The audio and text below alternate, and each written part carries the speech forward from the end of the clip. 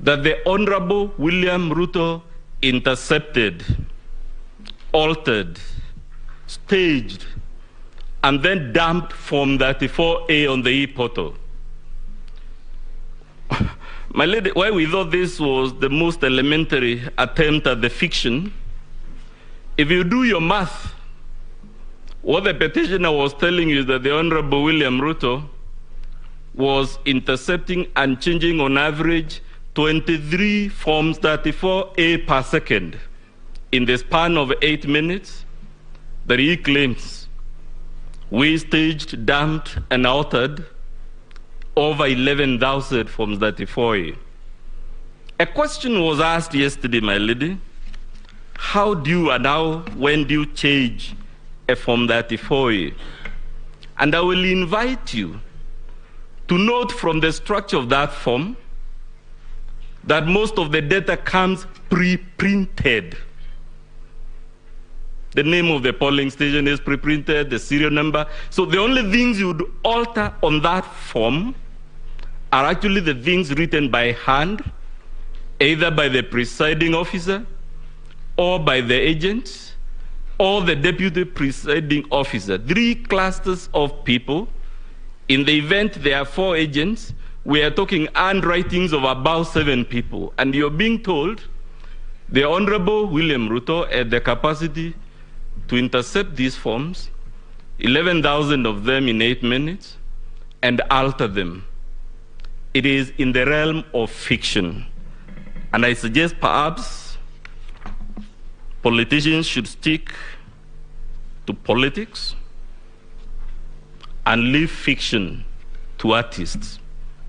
Or are you going to believe, my lady, when you're told that the Honorable William Ruto had this young man with a laptop at the National Tallying Center, and that this is the laptop he was using to do these things called dumping, staging, and whatever not?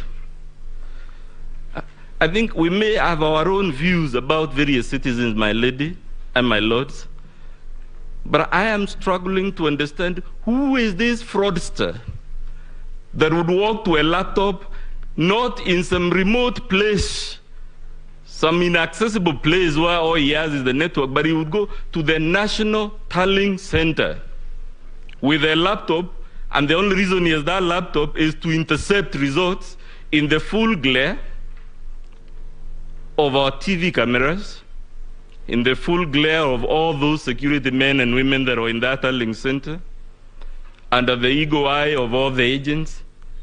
It is simply spurious.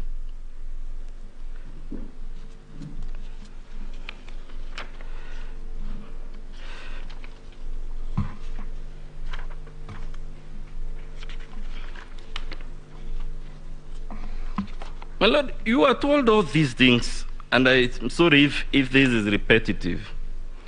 The least we would expect is you to be shown a Form 34A that was altered, and not the ones they have cooked as a work of fiction.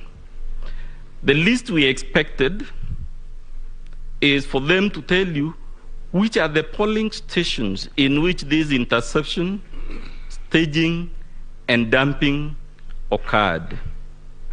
In short, my duty, my lady and my lords, is to tell you, even if you are to look at this case with your most magnanimous and generous set of eyes, even if you are to be as benevolent as Father Christmas, the verdict you would return is that this case before you is a story full of sound and fury, but which signifies nothing.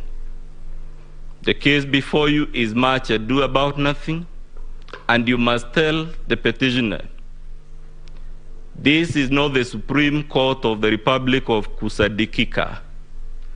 It is the Supreme Court of the Republic of Kenya.